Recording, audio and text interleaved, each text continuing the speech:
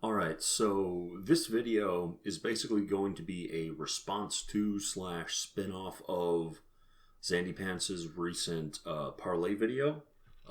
It's a pretty solid video. If you haven't seen it, links down below, you know what to do. But basically the question the dude was asked by one of his Patreons was how to translate Sentients, or how he would design Sentients at the upcoming New War Tileset. Because we're going to be getting a tile set. There's going to be like nodes and missions and all that. At least that's the gist that we're getting. And so because of that, Sentients are going to have to make the jump from occasional field bosses to a full-blown enemy faction. They're basically going to have to carry levels on their own. And the question was asking Xandy, how would he design such a thing? He did a pretty good job of breaking down all the mechanical problems of just, filling a tile setup with battle lists and with conquilists. So I kind of want to provide a different perspective on how DE could approach, and in my opinion probably will approach, the problem. And in the process, I want to highlight one particular pitfall of adapting the Sentients to a faction and an opportunity in adapting the Sentients to a faction.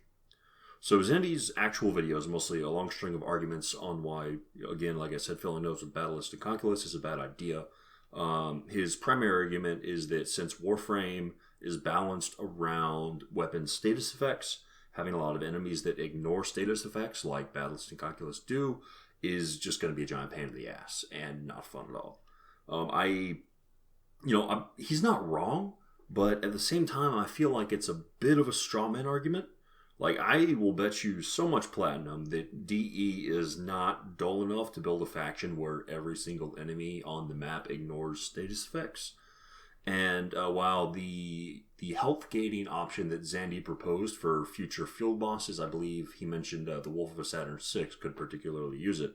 And, it's an incredibly elegant idea, but in order for that to be, on every enemy in a tile set, that's just going to slow the game down way too much.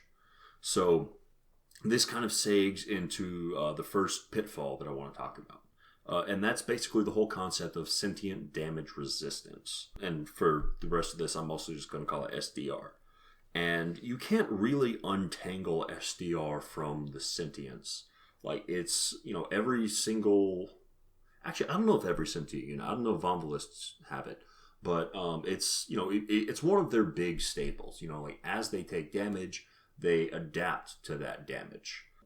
And so if you're just attacking them with the same thing over and over and over again, you're going to get diminishing returns. I think it's really interesting. It sets the sentience apart. We see this all throughout the lore and the universe of Warframe as well.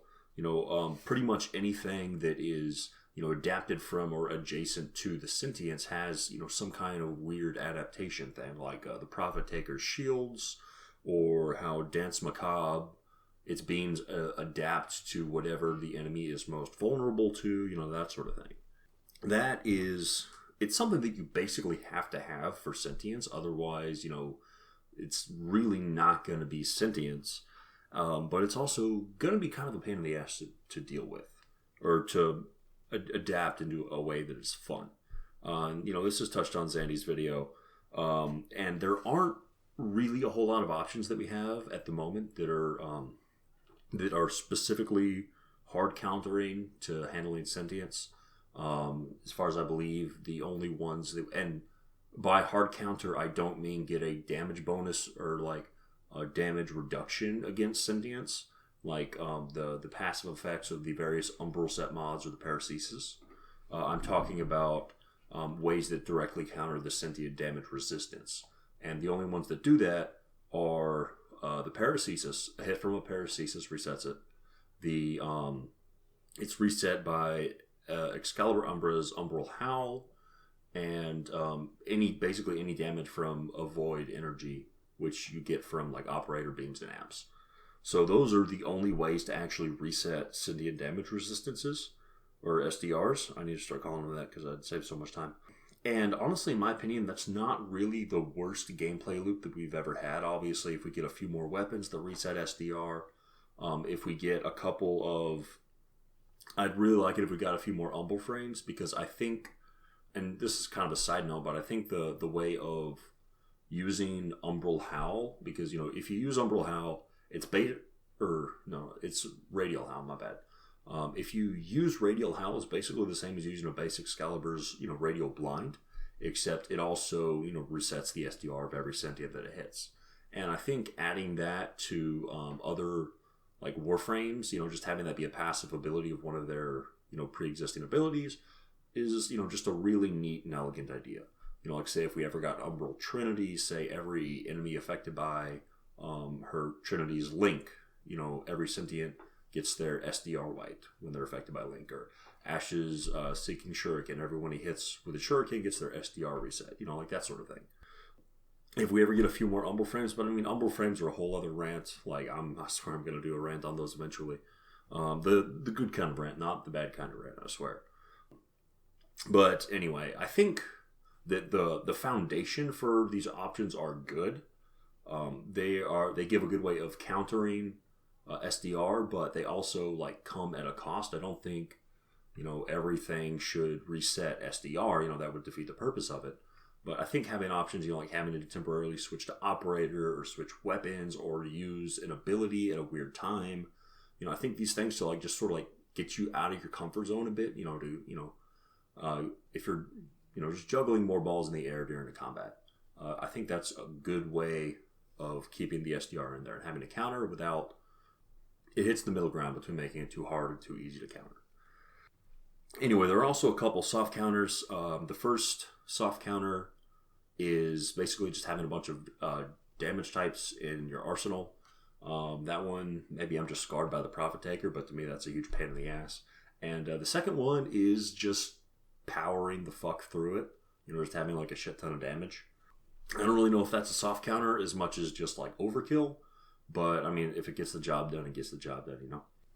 It's also worth mentioning that the Battlist and Conculus that we have in the game right now have their SDR specifically tied to health gates.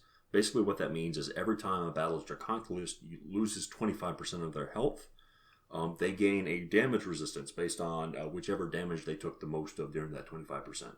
So, you know, if you do a slew of damage, you know, you can do, like, cold, gas, you know, slash, and impact. You know, like, if the raw numbers of impact were the highest, then once that syndicate hits 25% or loses 25% of its health, it gains, you know, impact damage resistance. And the next 25% it could gain, you know, slash, and the one after that, gas, and then the one after that, it's dead. So that's basically how it works in the Battlist and Conculists. And like I said, I'm just going to go ahead and repeat this. I really don't think that the new war tile sets are going to be those two enemies just sprinkled around some tiles, which, by the way, I don't know if you've seen the teasers for those tiles, but they're going to be fucking gorgeous, man. Beautiful shit. Love you, DE. Thanks, Steve, for linking those screenshots. But anyway, since I'm already betting you money that Sentients wanting more status, I'll just go ahead and double down and say that the health gating is going to be thrown out as well, at least for, like, the common tile set enemies. So this is where I sort of transition into the opportunity that I mentioned earlier. So this is something that's said a lot, you know, especially in XandyPants videos. But Warframe is a horde shooter, and that, you know, that's definitely true.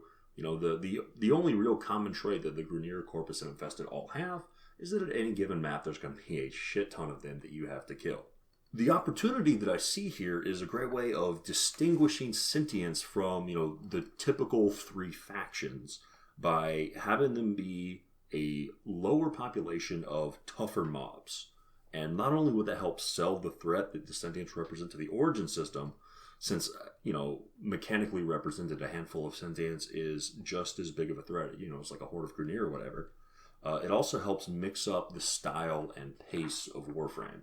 Basically, the point I'm trying to get at is that by pivoting things to a more elite combat, that opens up space for, you know, single target damage weapons, or single target weapons. Whereas, you know, in beam weapons, things like the Archiplasma are incredibly common with huge hordes of enemies.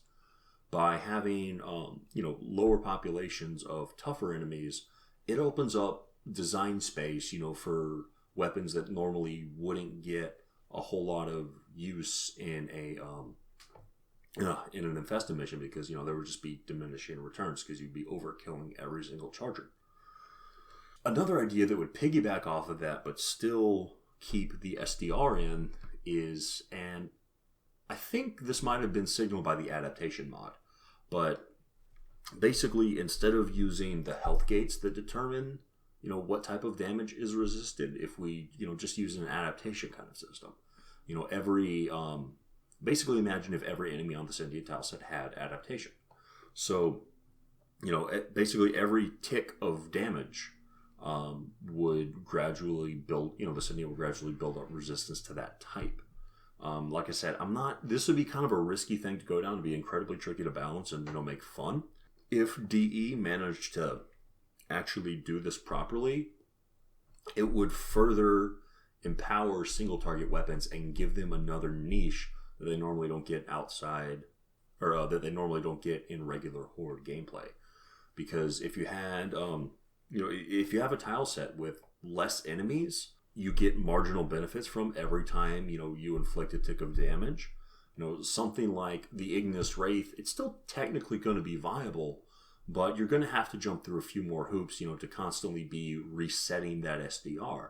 Whereas, if you just approach it with something like, a really good single target weapon like a sniper rifle or the Corinth's primary fire rather, or, a few specific kinds of melee weapons, that would give these things a niche that we really don't see a whole lot in, the regular Horde gameplay.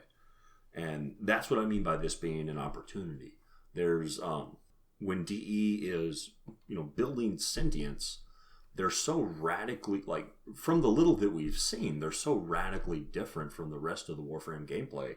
If Digital Extremes just sort of leans in that direction, and as long as they avoid the pitfalls of making the sentient damage resistance just like too much of a pain in the ass to get through, I think they're, with the new war, they're, not only going to create something, with like really cool art and really cool lore, they're also going to introduce a whole new, basically, flow and rhythm of gameplay to Warframe. It's just going to do so much for its longevity, and, it's going to help, everyone's going to be bringing all their old single target weapons, out of storage. We're going to be approaching things in Buildcraft a whole new way, and I'm really excited. I really hope DE leans into this sort of elite sentient direction, because it would change up so much of the game and give us a whole new way of playing it. And again, and that's just on top of all the other really cool shit we've seen so far for the new war. So I'm just really, really fucking excited for it.